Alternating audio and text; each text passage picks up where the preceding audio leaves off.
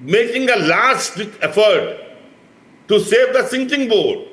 अरे पर अगर वो फिर वो रिस्पॉन्ड क्यों कर रहे हैं? Parliamentary elections. Tuhin Sinha. I was with you. Okay, let me get a view from Tuhin. How do you read it? How do you read it? They are saying it's not. It's, how do you read it? Arnab. Tuhin will read it in the BJP words. Arnab, when I okay, so you hear his view at that. मेरी बारी है, बोलने दीजिए, रत्नाकर जी. Arnab, when I first saw these posters from Samajwadi Party, I thought they were an acceptance of their guilt of having killing car sevaks 35 years back, because that is precisely what they did. They basically brutalized car sevaks. But anyway, what amazes me today, Arnab, is that, last year, please don't barge in like this. Have some courtesies, have some manners.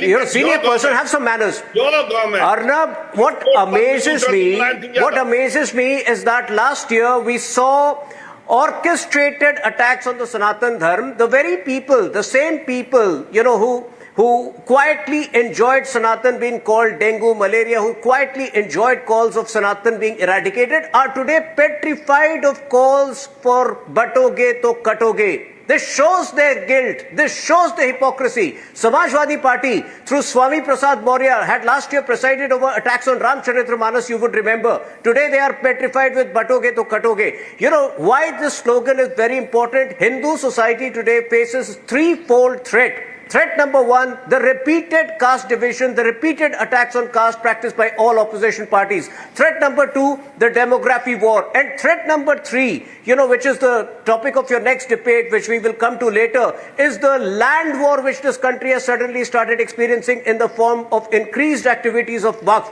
So I think, Hindu society needs to be united, and I'm so glad that this slogan is ricocheting. It is echoing all across the country. This is something which is going. It has to become give a call. No, it has somewhere. I would say, somewhere